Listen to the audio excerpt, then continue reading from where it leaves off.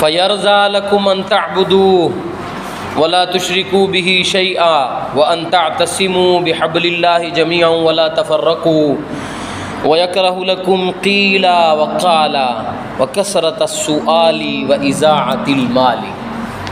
صدق اللہ مولانا العظیم۔ حضور نبی کریم صلی اللہ علیہ وسلم نے ارشاد فرمایا، اللہ تعالیٰ ارشاد فرماتا ہے، اللہ تعالیٰ تمہارے لیے پسند کرتا ہے کہ تم اس کی عبادت کرو، اس کے ساتھ کسی کو شریک نہ کرو، اور سب مل کر اللہ کی رسی کو مضبوطی سے تھام لو اور فرقوں میں نہ بٹو۔ بحبل اللہ جمیعا، رسی کو مضبوطی سے پکڑ لو، ولا تفرقوا، فرقے میں نہ پڑو، ویکرہ لکم، اور ناپسند کرتا ہے تمہارے لیے، قیل وقد قال، قیل وقال، قیل اور قال، یعنی فضول باتوں کو اللہ تعالیٰ تمہارے لیے کیا فرماتا ہے؟ ناپسند کرتا ہے۔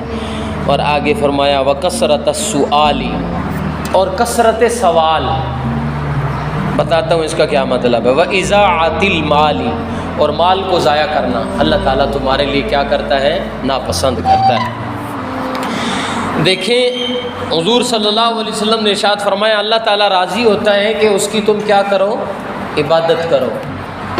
عبادت کس طرح کرو؟ حدیث میں آتا ہے ان تعبد اللہ کأنک تراہ فإن لم یکن یراہ فإنہ یراک، کہ تم اللہ کی عبادت اس طرح کرو کہ تم اللہ کو دیکھ رہے ہو، اور اگر یہ کیفیت پیدا نہیں ہوتی تو یہ ضرور پیدا ہو کہ اللہ تمہیں دیکھ رہا ہے۔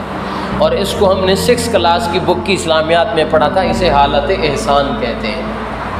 کہ احسان کیا ہے؟ کہ آپ اللہ کی عبادت کریں اس طرح سے کہ اللہ آپ کو دیکھ رہا ہے، کہ آپ اللہ کو دیکھ رہے ہیں۔ اگر یہ کیفیت پیدا نہیں ہوتی تو یہ کم سے کم پیدا ہو کہ اللہ آپ کو دیکھ رہا ہے۔ جب یہ کیفیت پیدا ہوگی تو عبادت کا مزہ ہی کچھ ہو رہا ہے۔ وَلَا تُشْرِكُوا بِهِ شَيْئًا، اور اللہ کے ساتھ کسی کو بھی شریک نہ کرو۔ اور اس کے بارے میں نے آپ کو بتا دیا ہے کہ اللہ تعالیٰ نے ارشاد فرمایا ان اللہ لا یغفر ان یشرک بہ ویغفر ما دون ذلک من یشاء، میں ساری چیزیں معاف کر دوں گا لیکن میں گناہ معاف اور شرک معاف نہیں کروں گا۔ اور فرمایا ان الشرک لظلم عظیم، شرک کیا ہے؟ ظلم عظیم ہے، بہت بڑا گناہ ہے، لہذا اس کو نہ کرو۔ اور حضور نے حضرت انس سے فرمایا تھا، انس آگ میں پھینک دیا جائے چلے جانا، کٹ جاؤ کٹ جانا، لیکن کبھی بھی نماز نہ چھوڑنا اور شرک نہ۔ وَأَن تَعْتَصِمُوا بِحَبْلِ اللَّهِ جَمِيعًا، اور پکڑو اللہ کی رسی کو مضبوطی کے ساتھ، تم سارے کے سارے اللہ کی رسی کو مضبوطی سے پکڑو۔ حضرت عبداللہ ابن عباس رضی اللہ تعالیٰ عنہ ارشاد فرماتے ہیں اللہ کی رسی سے کیا مراد ہے؟ اور پھر تفسیر ابن عباس میں یہ بات لکھی ہے کہ حضرت عباس فرماتے ہیں کہ قیامت کے دن یہ آسمان کیا ہو جائے گا؟ ختم، یہ زمینیں ختم ہو جائیں گی۔ اور جہنم کہاں ہے؟ آسمانوں پہ۔ جہنم کہاں ہے؟ جہنم کہاں ہے؟ 7 زمینوں کے نیچے۔ اور جنت کہاں ہے؟ آسمانوں پہ۔ اور نیچے سے اوپر جانے کے لیے سیڑھی کی ضرورت ہوتی ہے، رسی کی ضرورت ہوتی ہے۔ تو کل قیامت کی صبح جب زمین ختم ہوگی تو ہم کس کے دہانے پہ ہوں گے؟ کس کے دروازے پہ ہوں گے؟ جہنم کے دروازے پہ۔ اور جنت کہاں ہوگی؟ اوپر۔ اوپر جانے کے لیے ضرورت ہے رسی کی۔ اور حضرت عباس فرماتے ہیں وہ رسی جو جنت میں لے کے جائے گی وہ اللہ کا قرآن ہے۔ وَاعْتَصِمُوا بِحَبْلِ اللَّهِ جَمِيعًا وَلَا تَفَرَّقُوا، اللہ کی رسی کو مضبوطی سے پکڑو، اور اس رسی سے مراد قرآن پاک ہے جی۔ وَلَا تَفَرَّقُوا، فرقے میں نہ پڑھو، ایک دوسرے کے ساتھ تفرقہ بازی میں نہ پڑھو کہ یہ سنی ہے، یہ دیوبندی ہے، یہ شیعہ ہے، یہ بریلوی ہے، یہ جو ہے نا جی دیوبندی ہے، ان چیزوں میں نہ پڑھو، بلکہ سب کے سب کیا ہیں؟ مسلمان ہیں جی۔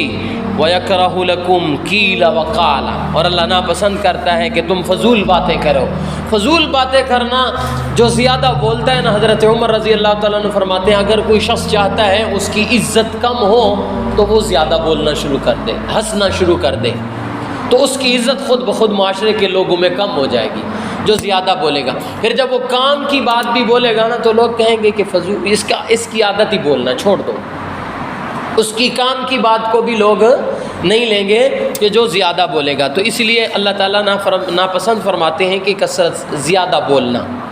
اور اسی طرح فرمایا وَكَثْرَةَ السُّؤَالِ، زیادہ سوال کرنا، ہر کسی سے مانگتا پھرتا ہے، کبھی اس سے مانگتا ہے، کبھی اس سے سوال کرتا ہے، کبھی پینسل کا سوال کرتا ہے، کبھی پیسوں کا سوال کرتا ہے، کبھی گاڑی کا سوال کرتا ہے، ہر ٹائم مانگتا رہتا ہے۔ فرمایا اللہ تعالیٰ کو یہ چیز پسند نہیں ہے، اللہ تعالیٰ کو تو خودداری پسند ہے، آپ کے پاس ہے تو ٹھیک ہے، نہیں ہے تو بس کوئی بات نہیں، اللہ دے گا تو پھر لے لیں گے۔ اور آگے فرمایا وَإِضَاعَةِ الْمَالِ، اور مال کو ضائع کرنا، ٹھیک ہے، مال کو فضول خرچی کرنا، اور فضول خرچی کرنے والا کیا ہے؟ شیطان کا بھائی ہے، کہ وہ جو فضول خرچی کرتا ہے وہ شیطان کا بھائی ہوتا ہے۔ حضور نبی کریم صلی اللہ علیہ وسلم نے فرمایا شیطان کا بھائی مت بنو، یعنی فضول خرچی نہ کرو، اسراف نہ کرو، ٹھیک ہے، لیکن بخیل بھی نہ بنو۔ وہ آگے آ رہا ہے، بات سمجھ آئی ہے حدیث کی کہ نہیں آئی؟ آگے دیکھیں، ما من مسلم یغرس غرسا او یزرع زرعا فیأکل منہ طیر او انسان او بہیمۃ الا کان لہ بہ صدقہ۔ بہت کمال کی حدیث ہے، کمال کی حدیث ہے ماشاءاللہ۔ کوئی بھی مسلمان جو ایک درخت کا پودا لگائے یا کھیتی میں بیج بوئے، پھر اس میں سے پرندہ یا انسان یا جانور جو بھی کھاتے ہیں، وہ اس کی طرف سے کیا ہوتا ہے؟ صدقہ ہوتا ہے۔ کتنی بڑی بات ہے۔ کھیتی لگائی نا آپ نے، گندم کے دانے پھینک دیے، پرندے آئے وہ چن کے چلے گئے، تو آپ پریشان نہ ہو۔ آم کا درخت ہوتا ہے دیہاتوں میں، وہاں پہ آ کے جو ہے نا پرندے آ کر کے اس آم کے درخت کو کیا کر جاتے ہیں؟ آم کو کھا جاتے ہیں اپنی چونچ کے ساتھ۔ یا اسی طرح شہتوت ہوتا ہے، اس کے ساتھ بھی یہ ہوتا ہے۔ یا اسی طرح دیر، گلگت اور اسی طرح جو ہے نا جی کوئٹہ میں جانا ہوا تو وہاں پہ انگور بہت زیادہ ہیں، تو ان کی وہ بیل جو لگی ہوتی ہے نا، اس پہ بڑے پرندے آ کے بیٹھ جاتے ہیں، کھاتے ہیں اپنا نصیب جو اللہ نے لکھا ہے۔ تو اس انسان کو کیا ملے گا؟ کبھی کبھی کھیتی لگائی ہوئی ہے، کسی کے جانور آ کے اس کو چر گئے، اور یہ غصے ہو رہا ہوتا ہے لوگوں کے ساتھ، تو اللہ رب العزت اس کو کس چیز کا ثواب عطا فرمائے؟ صدقہ، اس کی طرف سے وہ صدقہ ہوگا۔ اور اللہ حضور نبی کریم صلی اللہ علیہ وسلم، اور صدقے پہ انسان کو کیا ملتا ہے؟ حضور نے فرمایا اگر کسی انسان نے ایک کھجور کا دانہ اللہ کے لیے صدقہ کیا، کتنا؟ ایک کھجور کا دانہ، اور ایک کھجور کا دانہ کتنے کا ملتا ہے؟ ایک کھجور کتنے کی ملتی ہے اندازہ؟ اگر ہم نے 2 کلو لینے ہو نا کھجور، تو ریڑھی والے سے 2-3 ویسے چکھنے کے لیے اٹھا لیتے ہیں، ایسا ہے نا، ایسا کرتے ہیں۔ مونگ پھلیاں ہوتی ہیں سردیوں میں، 50 روپے کی دیں، 3-4 وہیں کھڑے کھڑے، وہ بیچارہ پھر جلدی جلدی دیتا ہے کہ اس منحوس کو 2 نکلے یہ یہاں سے، وہ اٹھا کے وہیں سے کھانے لگ جاتے ہیں۔ اسی طرح پکوڑے والے بیچارے، آج تو موسم پکوڑوں کا تھا زبردست، ٹھیک ہے، وہ اس سے پکوڑے لینا تو وہ بیچارہ نکال کے باہر ٹرے میں رکھ رہا ہوتا ہے نا، یہ 100 روپے کے دینا اور 20 روپے کے کھا لیے ویسے۔ ہاں، وہ پٹھان کی طرح، پٹھان شہتوت لینے گیا نا، اس نے کہا جی یہ شہتوت دینا، وہ شہتوت میٹھے ہوتے ہیں نا، اس کے اوپر مکھیاں، شہد کی مکھی یا یہ جو دوسرے وہ جو کاٹتے ہیں، ٹھیک ہے، وہ اب اس نے تولے نا شہتوت، تو ایک شہد کی مکھی بھی اس شاپر کے اندر چلی گئی، اس نے نا باندھ کے دے دی۔ اب پٹھان نے دیکھا وہ بھاگ رہا تھا، تو پٹھان نے کہا اب ٹی کرے پی کرے، اب تو تول میں آیا ہے، اب تو آپ کے پیسے بھر دیا ہم نے، اب تمہیں بھی کھائے گا۔ تو ایسا نہیں، ایک کھجور جس نے اللہ کے لیے صدقہ کی، حضور نے فرمایا کل قیامت کی صبح ایک پہاڑ نیکیوں کا آئے گا، اور اللہ انسان کو فرمائیں گے یہ آپ کا ہے۔ تو انسان کہے گا اللہ میں تو اپنے اعمال جانتا ہوں، اتنا بڑا کہاں سے آ گیا ہے میری نیکیاں، تو اللہ تعالیٰ ارشاد فرمائیں گے یہ وہ ایک کھجور کا دانہ ہے جو تو نے میری ذات کے لیے صدقہ کیا تھا، اس کو میں نے پال پوس کے آج احد پہاڑ کے برابر تجھے ثواب عطا فرمایا۔ اور حضرت عائشہ کی روایت ہے، آپ نے فرمایا جب انسان صدقہ کرتا ہے تو صدقہ جب کسی انسان کے ہاتھ میں دیتا ہے اس کے ہاتھ میں جانے سے پہلے اللہ کے ہاتھ میں جاتا ہے۔ ہم جو بھی صدقہ کرتے ہیں وہ اللہ کے ہاتھ میں چلا جاتا ہے۔ ایک دفعہ حضور آئے گھر، آپ نے دیکھا حضرت عائشہ سکے دھو رہی تھی، سکے۔ تو آپ نے فرمایا عائشہ یہ کیا کر رہی ہیں؟ تو حضرت عائشہ نے فرمایا سکے دھو رہی ہوں۔ فرمایا کیوں؟ فرمایا یہ صدقہ کرنے ہیں۔ تو فرمایا سکوں کو کون دھوتا ہے؟ تو حضرت عائشہ نے فرمایا حضور آپ سے سنا ہے جب انسان اللہ کے لیے کچھ دیتا ہے تو کسی انسان کے ہاتھ میں جانے سے پہلے وہ کس کے ہاتھ میں جاتا ہے؟ اللہ کے ہاتھ میں۔ تو میں نے کہا کہ جو اللہ کے ہاتھ میں جانا ہے نا اس کو صاف کر۔ اور صدقے سے 9 کی حدیث میں آپ نے پڑھا تھا اگر کوئی چاہتا ہے عمر بڑی ہو، رزق میں وسعت ہو، وہ صلہ رحمی کرے، اور اسی سے صدقہ ہے۔ صدقہ حضرت داؤد علیہ السلام کے زمانے میں جبرائیل آئے، انہوں نے آ کر کے بتایا کہ یہ جو شخص ہے نا جو جس سے آپ محبت کرتے ہیں، اور حضرت داؤد کے پاس وہ شخص بیٹھا کرتا تھا، تو فرمایا اس کی نا زندگی 3 دن رہ گئی، 3 دن کے بعد اس نے مر جانا ہے۔ تو حضرت داؤد علیہ السلام بڑے پریشان ہوئے کہ یہ جو ہے نا جی یہ انسان تو بڑی محبت کرنے والا ہے، اب اس کی زندگی 3 دن رہ گئی ہے۔ وقت گزرا، 3 دن گزرنے کے بعد وہ آدمی گھوم رہا تھا۔ تو حضرت داؤد نے فرمایا اس کی زندگی تو 3 دن تھی، اب اس کو کیا ہوا، یہ مرا کیوں نہیں؟ تو آپ نے پوچھا جبرائیل سے، فرمایا یہ شخص جب باہر نکلا نا، جب میں نے آپ کو بتایا یہ باہر نکلا، ایک مسکین نے، غریب نے آواز لگائی، اس نے اس کو 20 درہم صدقہ دیا، اللہ نے اور اس مسکین نے اس کو دعا دی عمر کی برکت کی، اللہ نے 1 درہم کے بدلے میں 1 سال اس کی عمر بڑھا دی، تو 20 سال اس کے زیادہ ہو گئے۔ تو صدقے سے انسان کی عمر میں کیا ہوتی ہے؟ برکت ہوتی ہے۔ تو صدقہ انسان ایسے نہ سمجھے، اور اللہ تعالیٰ نے تو بہانے بنائے۔ دیکھیں کھیتی میں آپ نے ڈالا، کوئی پرندہ ایک دانہ بھی لے گیا نا، آپ کو پتہ بھی نہیں ہے، اور اللہ اس کا بھی آپ کو کیا کریں گے؟ ثواب عطا فرمائیں گے۔ اسی لیے تو اللہ نے قرآن میں فرمایا وَمَن يَعْمَلْ مِثْقَالَ ذَرَّةٍ خَيْرًا يَرَهُ وَمَن يَعْمَلْ مِثْقَالَ ذَرَّةٍ شَرًّا يَرَهُ۔ تم نے ایک ذرے کے برابر بھی نیکی کی نا تو ہم اس کو بھی آپ کے سامنے لے کے آئیں گے، اور اگر آپ نے ایک ذرے کے برابر کوئی غلط کام کیا تو ہم قیامت کے دن اس کو بھی آپ کے سامنے لے کے آئیں گے۔ قرآن میں آیت ہے، اب میرے ذہن سے اتر گئی ہے، من خردل او فی السماوات او فی الارض یأتی بہ اللہ، اگر آپ نے کالی رات میں، کالے پہاڑ میں ایک ذرہ برابر بھی نیکی کی نا، اللہ قیامت کے دن وہ بھی آپ کے سامنے لے آئیں گے کہ یہ آپ کی نیکی ہے جو آپ نے کی تھی۔ تو صدقے سے انسان کو بہت کچھ حاصل ہوتا ہے۔ حضرت آخری بات، حضرت سلمان رضی اللہ، حضرت سلمان ایک تابعی گزرے ہیں، انہوں نے ساری زندگی پیسے جمع کیے کہ جب اتنے پیسے ہو جائیں گے میں حج کرنے کے لیے جاؤں گا۔ تو اتنے پیسے جوڑ گئے کہ اب حج کے لیے سفر ہو سکتا تھا۔ اب قافلہ بغداد سے چلا، آپ بھی حضرت سلمان آپ بھی ساتھ چلے، بغداد سے قافلہ نکلا۔ تو راستے میں ایک جگہ پہ ٹھہرے، لوگ اس وقت اونٹوں پہ، گھوڑوں پہ سفر کیا کرتے تھے۔ ایک جگہ پہ قافلہ ٹھہرا، ظہر کی نماز کا وقت تھا کوفہ میں۔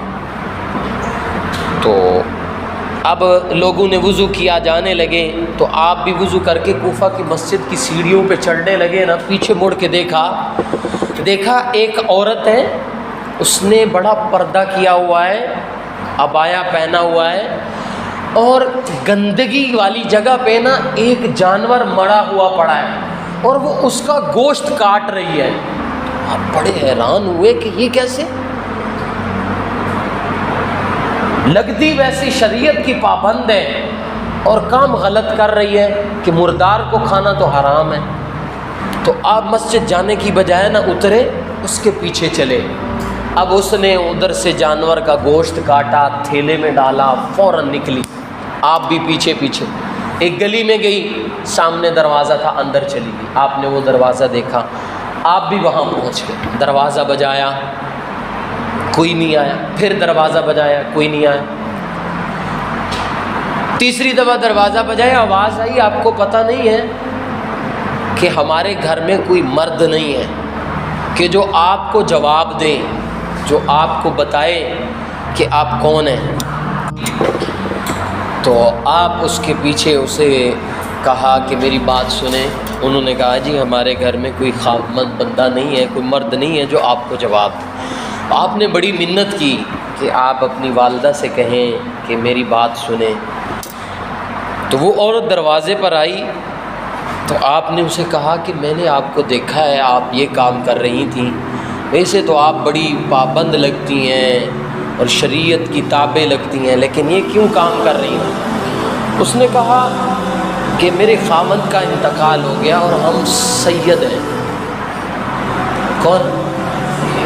سادات ہیں۔ اب جب تک ہمارا گزارا چلتا تھا تو میں باہر نہیں نکلتی تھی، لیکن اب حالات ایسے ہو گئے کہ کسی سے مانگنے کی بجائے نا، اور قرآن میں بھی یہ اجازت ہے کہ اگر آپ کو آپ کی جان کا خطرہ ہو نا تو پھر آپ حرام بھی کھا سکتے ہیں اپنی زندگی بچانے کے لیے، تو کسی سے مانگنے کی بجائے میں نے یہ کام کیا ہے۔ آپ کی آنکھوں میں آنسو آئے، آپ نے وہ جو پیسے جمع کیے ہوئے تھے نا، وہ تھیلی وہ وہاں اوپر سے دیوار سے دی اور اس عورت کو کہا بہن یہ پکڑو، آج کے بعد یہ کام نہیں کرنا، اپنی بچیوں کی پرورش کرو اور یہ رکھو، اور واپس چلے آئے دے کر کے۔ اب قافلہ نماز پڑھی اور لوگ جانے لگے، فرمایا سلمان چلے آئے، آپ نے فرمایا آپ چلے میں آتا ہوں، مجھے کام ہے تھوڑا سا۔ اب آپ کوفے کی مسجد میں بیٹھے رہے، آگے بھی نہیں جا سکتے تھے کہ آپ کے پاس زیادہ راہ نہیں تھا، اور پیچھے بغداد بھی نہیں جا سکتے تھے کہ لوگ کہیں گے ابھی تو حج کے دن بھی نہیں ہوئے، آپ کیسے آ گئے واپس؟ تو وہیں رہے جب تک حج نہیں نہ ہو گیا، بغداد میں ہی رہتے، کوئی کھانا دیتا کوفہ میں تو کھا لیتے، کبھی بھوکے سو جاتے، ایسے وقت گزرتا گیا۔ وہ قافلہ واپس آیا، آپ وہیں بیٹھے تھے تو قافلے والوں میں سے ایک شخص اترا، اس نے کہا سلمان آپ کہاں کھو گئے تھے؟ عرفات کے میدان میں تم میرے ساتھ تھے، ہم تمہیں ڈھونڈتے رہے، تم کہاں تھے؟ آپ نے کہا میں تو کوفہ سے باہر ہی نہیں نکلا، میں عرفات میں تمہیں کہاں ملا؟ ایک دوسرا شخص ہے، اس نے کہا یہ دیکھو مینا میں جب ہم لوگ ذبح کر رہے تھے جانور، تم نے یہ تھیلی اپنی پیسوں والی جو رکھی تھی، یہ تمہاری تھیلی ہے۔ آپ نے فرمایا اللہ کی قسم میں تو یہاں سے باہر گیا ہی نہیں ہوں، تم کیسے کہتے ہو؟ لوگوں نے کہا یہ دیکھو یہ اس وقت بھی ہمارے ساتھ نہیں گیا، الگ گیا اور الگ واپس آیا، اب جھوٹ بول رہا ہے۔ آپ کی آنکھوں میں آنسو، مسجد کے اندر گئے، روتے روتے دیوار سے ٹیک لگائی، نیند آئی، خواب میں حضور کی زیارت ہوئی، اور حضور نبی کریم صلی اللہ علیہ وسلم نے ارشاد فرمایا سلمان بات یہ ہے کہ حاجی جھوٹ نہیں بولتے، جب تم نے سیدوں کے لیے اپنی وہ پونجی، وہ پیسے جو جمع کیے ہوئے تھے ان کو دیے نا، اور تم اللہ کے گھر نہیں گئے، اللہ نے تمہاری شکل کا ایک فرشتہ مقرر کر دیا جو ان قافلے والوں کے ساتھ گیا اور جا کر کے حج کی۔ اور پھر یاد رکھو سلمان، حج تو یہ 1 سال کر کے آئے ہیں، اور رب محمد کی قسم، رب کعبہ کی قسم، جب تک قیامت تک حج ہوتا رہے گا اور ہر سال وہ فرشتہ تمہاری طرف سے حج کرتا رہے گا۔ یہ ہے صدقہ کرنے کی فضیلت کہ جب انسان صدقہ کرتا ہے، اور اللہ نے قرآن میں فرمایا وَيُؤْثِرُونَ بِهِ عَلَىٰ أَنفُسِهِمْ وَلَوْ كَانَ بِهِمْ خَصَاصَةٌ، کہ صحابہ کی یہ حالت تھی، یہ کیفیت تھی کہ وہ اپنی ضرورت سے زیادہ دوسروں کی ضرورت کا کیا کیا کرتے تھے؟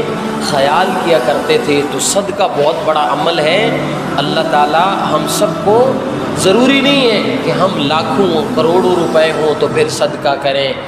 انسان کی اللہ نیت دیکھتے ہیں۔ نیت میں اگر 10 روپے بھی مسجد کے گلے میں ڈالے نا، نیت اللہ کو راضی کرنی تھی تو وہ پھر ابھی حدیث بتائی، اللہ بڑھا چڑھا کے اس کو احد پہاڑ کے برابر ثواب کر دیتے۔ تو صدقہ کرنا چاہیے جتنا بھی ہو۔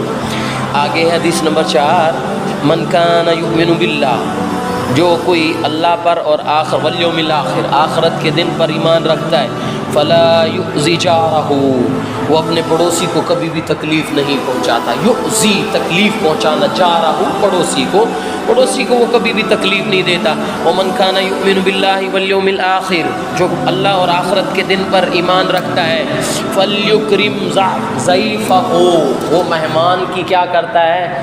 مہمان نوازی کرتا ہے۔ ومن کان یؤمن باللہ والیوم الآخر، اور جو کوئی اللہ اور آخرت کے دن پر ایمان رکھتا ہے، فلیقل خیرا او لیصمت، جو اللہ اور آخرت کے دن پر ایمان رکھتا ہے اگر بولتا ہے تو خیر کی بات بولتا ہے، او لیصمت، یا پھر وہ کیا رہتا ہے؟ خاموش رہتا ہے۔ خاموشی الصمت نجات، حضور نے فرمایا، حدیث ہے کہ خاموشی نجات ہے۔ جب انسان خاموش رہتا ہے نا تو اس کی وہ خاموشی اسے نجات دلاتی ہے۔ جب وہ بولتا رہتا ہے زیادہ، پھر وہ غلط باتیں بھی بولتا ہے، جھوٹ بھی بولتا ہے، جس سے اس کو کیا ہوتی ہے؟ اس کی پکڑ ہوتی ہے۔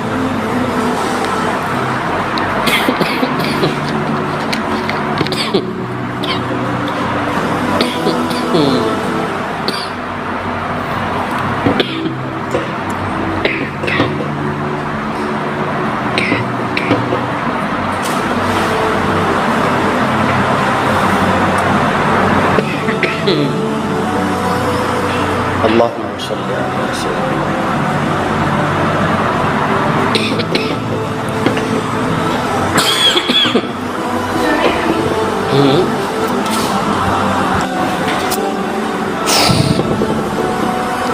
جو اللہ اور آخرت کے دن پر ایمان رکھتا ہے وہ پڑوسی کو کبھی تکلیف نہیں دیتا۔ حضور نبی کریم صلی اللہ علیہ وسلم نے، صحابہ فرماتے ہیں کہ حضور نے اتنا پڑوسی کے حقوق کے بارے میں ہمیں ارشاد فرمایا، اتنی نصیحتیں کی، اتنی وصیت کی کہ ہمیں خطرہ ہونے لگا کہ پڑوسی کہیں وراثت میں شریک نہ ہو جائے۔ پڑوسی کے بہت زیادہ حقوق ہیں، پڑوسیوں کا بہت زیادہ خیال کرنا چاہیے۔